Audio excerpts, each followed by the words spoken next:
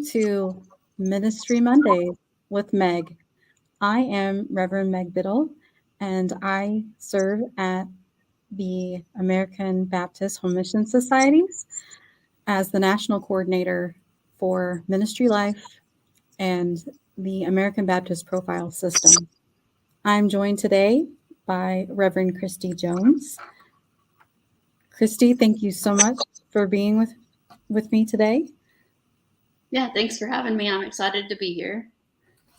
So, what this is about is Ministry Mondays is where I am inviting clergy to come and talk about what ministry life is really like serving now. Um, so, Kristi, first of all, why don't you tell people a little bit about you and where you serve? All right. Well, I am Kristi Jones. I have served here at Memorial Baptist Church in Columbus, Indiana for 3 years. Memorial is my first position as a pastor in the church, and I was ordained here at Memorial last year in the midst of COVID, and went through the whole ordination process in the midst of COVID. I have had a daughter in the midst of COVID. I got married just prior, like 2 months prior to taking this position, and we moved from North Carolina back to Indiana. Indiana is my home. I grew up about 45 minutes from Columbus in Versailles, Indiana. Graduated from Indiana Wesleyan University. So I spent my first 21 years basically here in Indiana, but then spent some time in Florida, North Carolina, did seminary, started at Duke University, but then through some events ended up at Campbell University Divinity School. And I say that was one of the smartest moves I ever made. It was a seminary and a place that I just truly loved and really grew in my walk with God. And so it set me up very well for ministry. And yeah, that's kind of the story of how I got here to Columbus for sure. And full disclosure, I'm also from the great state of Indiana, and I've actually known Kristi and her family for a long time through church camp, and was actually roommates with with her cousin when we served on staff at Southeastern Baptist Youth Camp. So, um, I, so I'm so grateful to be able to do this and to hear more about your ministry. As you were talking, everything was in the midst of COVID. In the midst of COVID, you had 1 year, right? Yeah. Prior to the pandemic. Yeah, so I started in 2019 in January. So I basically had a full year without the pandemic where it started, December maybe stuff was starting, but it wasn't really here in the United States that we were aware of. So, but the crazy thing about that was it was my first year. It was me getting like my feet in the water and figuring things out. I'm a solo pastor, so I do everything from Sunday mornings and senior adult ministry, a lot of that too. I am over the kids ministry and the youth ministry. My husband and I run that. So we do anything and everything. But yeah, that first year was crazy because I think I did 3 funerals within the first 2 months that I was there. Um, which was a very scary thing, but also a very beautiful thing. And now it's probably one of my favorite things that I get to do with my people. It's definitely sad, but it's just an honor and a privilege to walk through that part of life with people who just lost their loved ones. And it's just a great way to kind of figure out how to honor people's lives and just walk through that season with them. So it was yeah, I'm so glad to hear you say that about how you connected and how you approach funerals. I feel the same way about funerals. I'd actually and there's much joy in a wedding, but I would prefer to do the funeral, really, honestly. You have far better opportunities to connect with people and enter in with them, into that time of grief.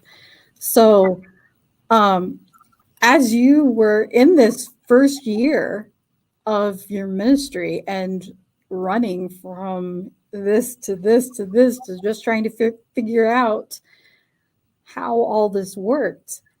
And then what, March, April 2020 Mhm. happens. Uh, were you guys already online, or what did that look like for you at the beginning of the pandemic? So I had been pushing for us to get online. It just felt like something we needed an online presence. But we're also a smaller church. Most of my congregation are older, retired folks. They're really smart. Columbus is blessed with Mhm. many engineers. So if you need anything figured out, somebody can probably figure it out, which is a blessing. But um, there was just that hesitancy with the like getting online. So we weren't online, but um, yeah, when we realized we needed to get online and we needed to do it, I think we made the decision on a Thursday and we were fully online by Sunday. And it was me right here in my kitchen with my laptop and we got on Zoom. And I think all I did that day was everything like prayer requests. I made a couple of announcements and then, some prayers, and then I went into the sermon. It was probably the shortest service I've ever done. Wow. Um, so now that we are at least semi emerging from this pandemic and trying to shift into the endemic mode, um, are you continuing with worship services online? Are you planning to do both and? Yeah, so we actually just came off of a month where we went back online. The as it was in Columbus, it was everywhere. The numbers had spiked up here at the beginning of the year, and so February, we just noticed we were getting hit hard, and so we just took a month off and went back online. But now we're back in person, and the plan is to keep our online presence. We actually have at least two people who join us regularly online who are out of state. We also have at least two that I know of for sure who are local, but they just don't feel they are in very difficult health situations, and if they were to get COVID, it could be very much life threatening for them. So they're staying online. They do everything that we offer that's online. But we have a one of our guys moved to Florida in the midst of all of this, and he's been joining us online every now and then, more frequently than I imagined. Um, and then we also have people who are like firefighters and people like that who sometimes work on Sundays. And so they'll join while they're working when they can. And so the online presence we found to be really important for continuing community just in the midst of life, right? It's not just COVID, it's work, it's everything else. Yeah, exactly. And I think that's great that you're able to maintain, you know, that sense of community in the midst of all this. So, which brings me to like, um, you got your feet wet the first year, trial by fire, and then over the next 2 years, how did that pastoral care? How did that change? How does has that evolved? What does it look like now? Yeah, so this is a question I always struggle with because uh, to I love being face to face with people. I cannot stand talking on the phone. It is just not my favorite thing, and that was the solution, right? Like right off the bat, it was just make phone calls, make sure people are okay, check on your those that are uh, they're confined to home or their living situation, And also, like, I really struggled with knowing what to talk about, especially with my people who were in their nursing homes. They weren't able really to see family. They weren't able to get out. Those things, my heart just broke for them. So I struggled. Thankfully, Memorial has a really great member care team, is what we call it. And they send cards every month to our shut-ins. They send cards for birthdays and holidays. And they're really great. I depend on them a lot for a lot of ministry, but I also reach out too. So I've really learned to embrace phone calls. When needed, we were meeting in person. Now I'm back. I just did a at-home visit not that long ago with someone who recently started attending church, and have been back into some of our assisted living places, but there's still restrictions. So those are hard, especially with having a baby with me full time, essentially.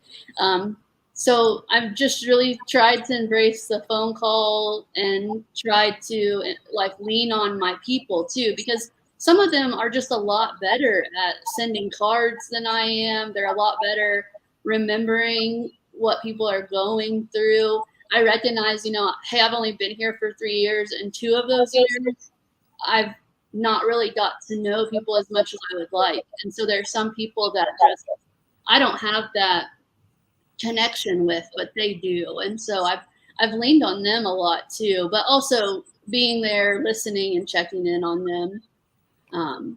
I think I'd also just add to that, we do a Zoom, I call it a Wednesday pick-me-up every Wednesday. And it's at noon so that people who are on their lunch hour can join us as well, which we have one person who takes advantage of that. The rest of them join me, and we share prayer concerns and praises. We do a short devotional, and then we just chat. And honestly, that has been a huge win for us. That kind of developed in COVID and is still running. It's just a good, like, these people, they say they look forward to it every week. And I know every time I get off the call, it's one of those that I'm really thankful that I was on.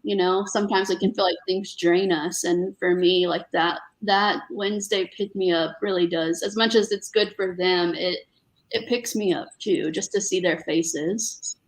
Well, I applaud you for your courage, and allowing yourself to be vulnerable to say, hey, I am not the greatest at this, but I have these wonderful people in my church who support me in my ministry. So good for you for doing that. Yeah. And so it sounds like that Wednesday thing brings you a lot of joy. Yeah. Yeah. Good. Yeah.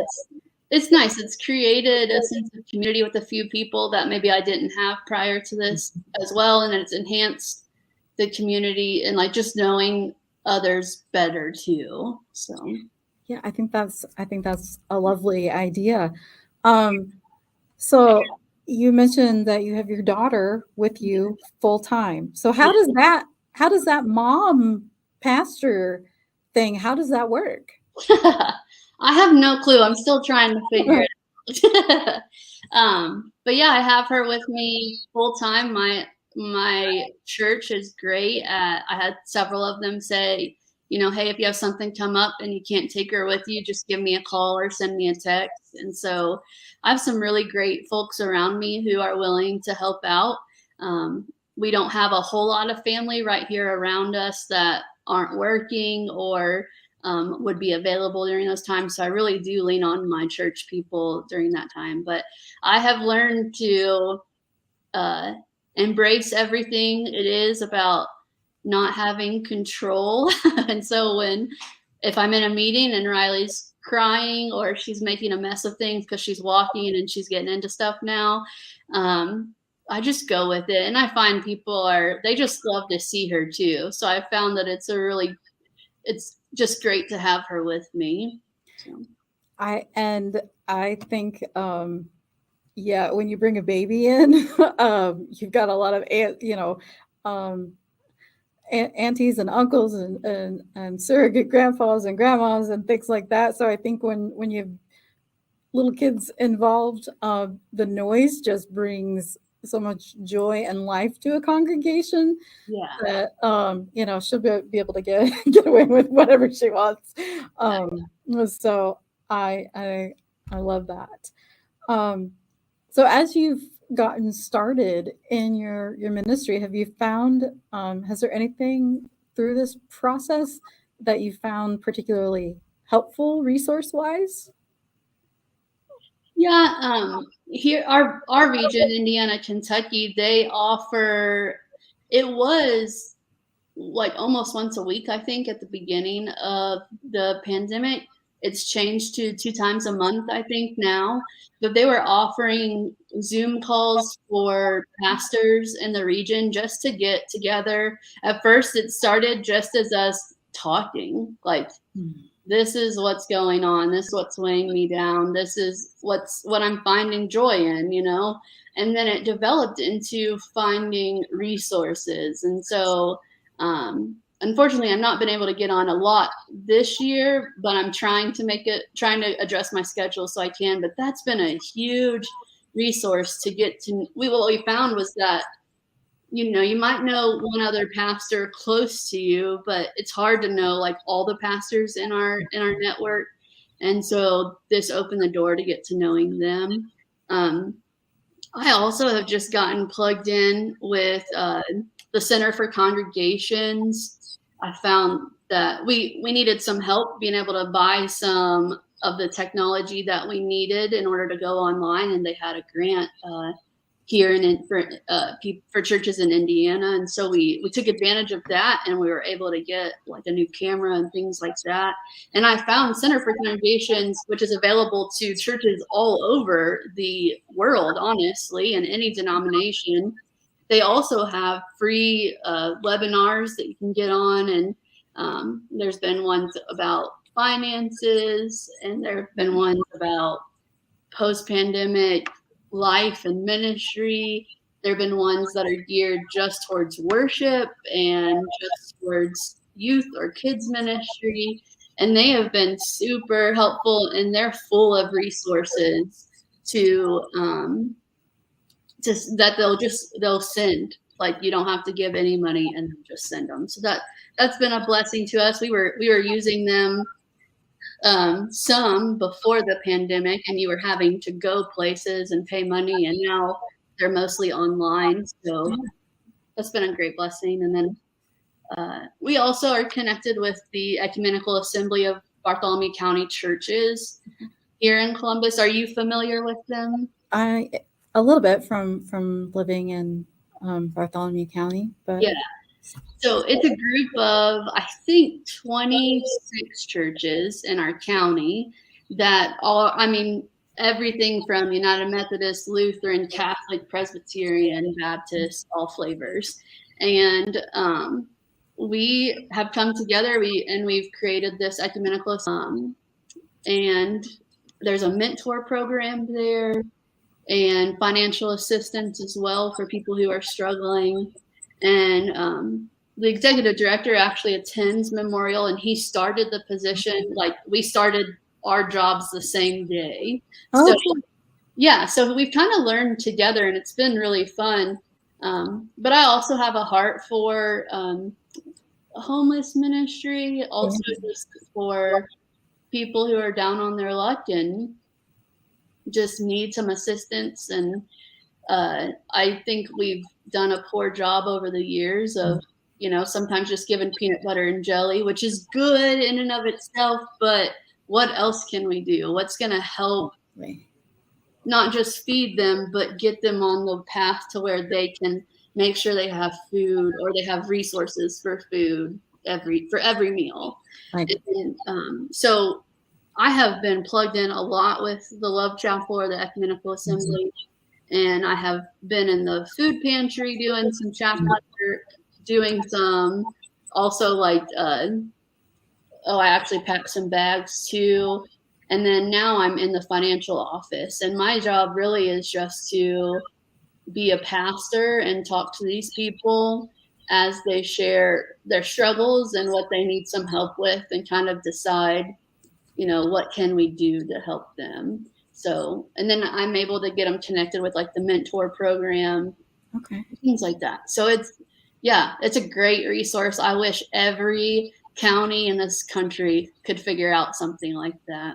Yeah, I remember Love Chapel, and I've experienced Love Chapel. So, but to know that it goes that broad is amazing. So it sounds like you had a great collaboration with your ecumenical group. Are there other collaborations that you found helpful, or is really that your main focus has been with the ecumenical association? So that's probably been my main focus, just because it was an easy in for me, Okay. being that the executive director is part of our church. But I have been opening the door to any possibility I have. And so through the ecumenical assembly, I chair the worship committee, which we put on a Good Friday service for the whole community every year. And so I've been able to connect with pastors then from all these different churches and get to know them and get to collaborate and come up with ideas for our churches as well. I also have been involved with a couple other organizations here locally, one of them being Clarity, which is a pregnancy resource center. They actually use our church several times a month for training and staff meetings. But I am hoping to open the door to like how we can collaborate with them in the future as well. So I would say that that's the one thing that maybe I've missed out on some, being that, for basically 2 of the 3 years I've been here, we haven't been able to get together, and Well, you've also been pretty busy, it yeah, sounds like. yeah. So if somebody in the midst of this pandemic thing, if somebody asked you a question, what's one question like you wish that somebody would have asked you? That might be a hard question. Like, what do you wish somebody would have or would ask now about ministry? Yeah, I have lots of things popping in my head. I think, how would I phrase this? Something along the lines of like, what did it or what does it take for you to provide services for us or for our community? Especially being a solo pastor, like I mean, I had to update myself. I had to go out and buy a new cell phone like right at the beginning of the pandemic, because my phone was old and there was no way I was going to be able to record videos and things like that. So I did that. But like, I mean, I even have my laptop sitting on top of a couple books right now. But people like, yeah, I just wish people asked, instead of maybe fussed about what the sound quality was or fussed about something else. They would have asked, how do you even do that? Right. Yeah. For them to understand the process of one, what it takes to live out your call. Yeah.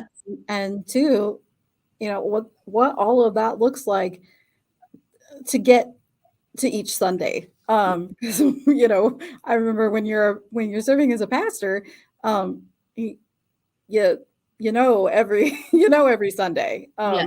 You know the dates and you live by the Sunday. And I think sometimes people forget how much or don't realize how much is done from one Sunday to the next. Yeah. So no, I know that kind of puts you on the spot, but I think that's a great answer. Yeah. And I would just add, my husband is so supportive and such a big part of my call and my ministry. And he's very big behind sound and stuff like that. And like, and being that he was right here with me on Sundays and seeing, what we had rigged up to make Zoom happen or whatever, or what I even rig up now just to record something. Yeah, it's one of those, like, I don't know, he's great. Props to our spouses and partners and everyone who are there with us for just along the way. But it is, I don't know. It's a blessing to have him and just to know that somebody else at least understands. And definitely nothing they could have ever prepared you for in seminary. So I applaud you for still hanging in there, for doing the good work. So as we kind of wrap this up, what is one thing that gives you hope about the future of the church, whether it's your church or the church in general? Yeah. Or we could even say, that gives you dreams. What's one thing that you dream of, that if God said, Kristi, you want to do this thing? Let's do it. What's one thing, that God says you cannot fail? What might something like that look like? The broad answer would be bringing the kingdom of God here on earth as it is in heaven, like whatever that looks like. Sure. I don't know. We were just talking in a ministry council meeting yesterday, and I wanted them to start thinking, what are things we can do to be in our community, in our neighborhood specifically. Is it like a shelter house? Is it a place where people can come and have shelter? We have a lot of homeless folks who come and sleep right at our doors because there's a overhanging there. Mm-hmm. So maybe that's your answer, is just is your hope is that you continue to stay connected in your community. Yeah. And that your congregation, feels safe to dream along with you and ask big questions like, what could you do? What would you do if you knew that it wouldn't fail? So I know I asked questions that we could talk for hours and really would like to think about some of these and just ponder ideas, but hopefully it gets us all in conversation with one another, and we can all find ways to support one another in our ministries, whatever that looks like. So I think you're doing great work. I appreciate you and all that hard work that you have done over the last 3 years. If there's a way that we at ABHMS can support you through the different grants and things like that we have, by all means, let us know. All right. And again, thank you so much for being my second guest on Ministry Monday. You can catch us every Monday at 11 a.m. and that will be on the Ministry Life site, on Facebook under the ABHMS webpage, and on ABHMS YouTube page. So thank you, Kristi, so much for joining me. I really appreciate it. Yeah, thank you. I appreciate it.